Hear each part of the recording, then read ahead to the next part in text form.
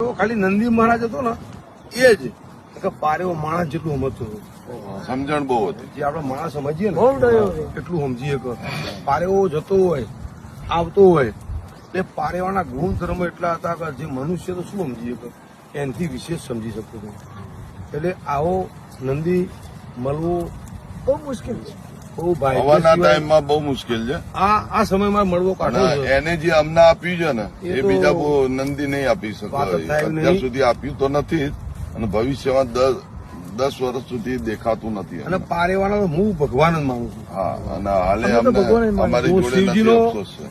જે અંગત જે શિવજીના જે પોઠિયા કહેવાય ને એમાંથી શિવજીનો જે હું એવું સમજુ કે જે અંગત પોઠીઓ છે એ આ છે.